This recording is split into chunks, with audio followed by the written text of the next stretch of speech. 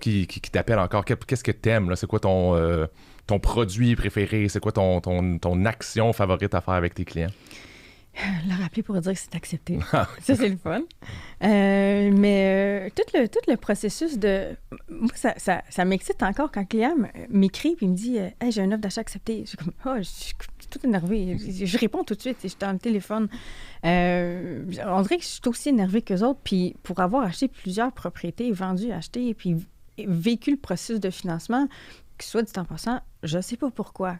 Quand tu travailles à la banque ou tu es courtier, ça va toujours mal.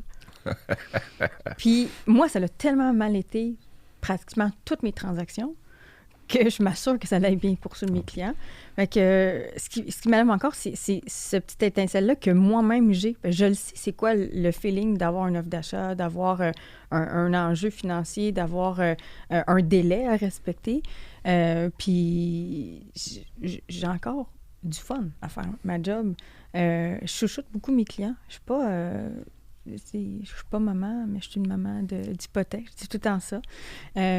J'en prends soin. Puis j'aime en prendre soin. Puis je crois pas j'en fais trop non plus. Puis, tu sais, mon produit chouchou, c'est sûr, j'aime beaucoup les premiers acheteurs. Ça me dérange pas de répéter. Je peux faire 3-4 rencontres de premiers acheteurs dans une journée. Je suis pas écœurée à la fin. J'aime ça parce que c'est des yeux brillants, beaucoup de points d'interrogation, mais des yeux brillants, puis du monde content. Hey, t'es-tu content? Je suis en train de te dire que t'es qualifié pour acheter ta propriété. Donc là, ils partent heureux. C'est ce sentiment-là que tu viens de donner à quelqu'un. Puis, mais dans les produits chouchous, en fait, c'est de faire connaître des produits différents. Mais c'est ça, tu sais, si on tombe en mode éducation un tout petit peu pour les gens qui nous écoutent, il y a des produits que nous, on connaît en tant que courtier hypothécaire, qu'on côtoie, qu'on utilise au quotidien.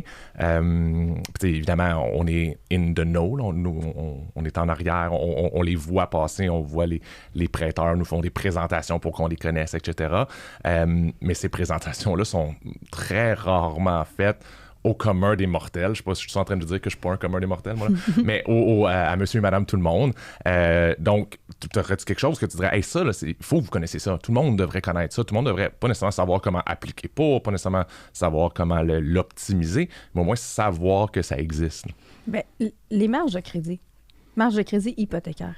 Souvent, je demande aux clients, bon, pas en tant que premier acheteur avec le fameux 5 là, on n'est pas rendu là, mais pareil, je leur dis que d'un, ils sont pognés avec moi pendant 25 ans. Fait qu'on va y arriver à la marge, mais tous ceux qui renouvellent ou du moins le produit marge de crédit, pour moi, je pense que c'est un des produits qui est le plus méconnu.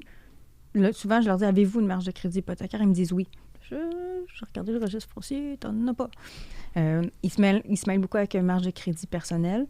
Je pense que c'est un beau produit, surtout en ce moment avec les taux actuels et la conjoncture, que c'est très difficile de se qualifier, que c'est un acquis. Fait que si je suis capable de te l'offrir, de l'expliquer, tu comprends bien le concept de la marge de crédit, c'est un produit primordial à avoir. Parce que ça permet de faire d'autres projets.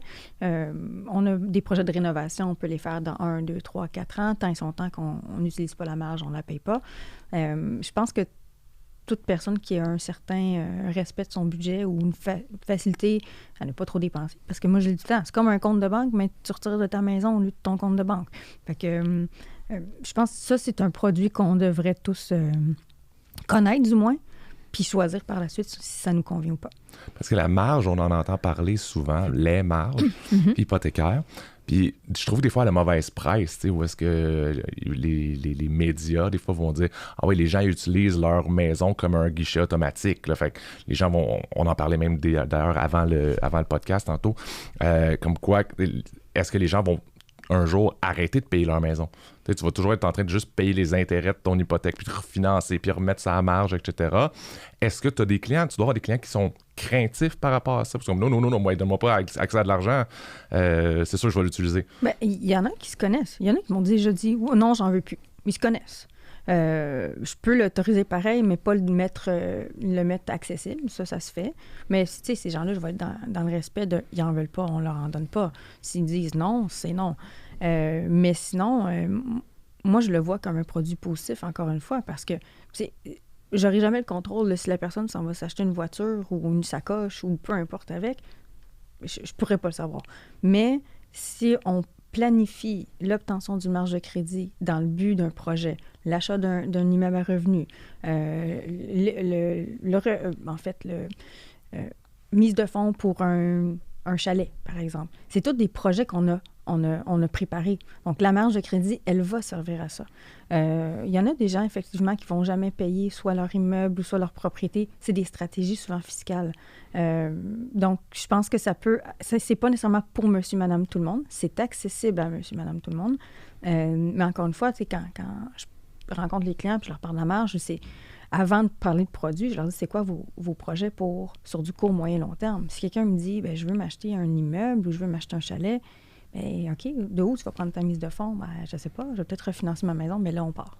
Je pense que c'est un must pour les gens qui ont des projets.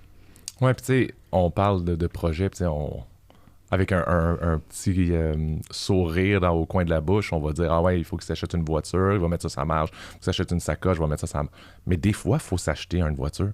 Puis des fois, ça prend une nouvelle sacoche. Tu sais, je veux dire, ça veut pas dire parce qu'on est capable de le faire que c'est une mauvaise dépense. Absolument. Puis comme tu le dis, ne pas payer son hypothèque ou ne pas la payer à une vitesse X n'est pas nécessairement négatif non plus, là. Je veux dire, il arrive des bad luck dans la vie, il peut y avoir des modifications, un nouvel enfant qui arrive, bien, peut-être que c'est correct là, que pendant quelques années, de la payer plus ou moins vite notre hypothèque. Là, on a des gros réflexes, je sais pas si c'est judéo-chrétien ou je sais pas si c'est à cause de nos parents qui ont vécu dans une époque hypothécaire ou immobilière différente. Où il faut payer l'hypothèque le plus rapidement possible. Il faut avoir une maison. C'est super important, il faut avoir une maison. Puis 2, il faut la payer le plus rapidement possible pour mettre les lions en avant. Là, l'hypothèque est payée, c'est réglé. Mais oui, fait que c'est ça. Je trouve que la marge, ça peut nous permettre, et puis on parle aussi beaucoup d'avoir un fonds d'urgence, des choses comme ça. La marge, c'est des choses qui peuvent venir nous aider. Même si c'est un crédit, oui, ça peut être un fonds d'urgence qui coûte pas mal moins cher qu'une carte de crédit ou une marge de crédit personnelle. Fait que, bon, je crois que il y a des bonnes choses. Tu sais, je disais au début, j'aimais le crédit. Moi, je dis qu'il y a des bonnes choses à faire avec le crédit. Puis ce produit-là en fait partie.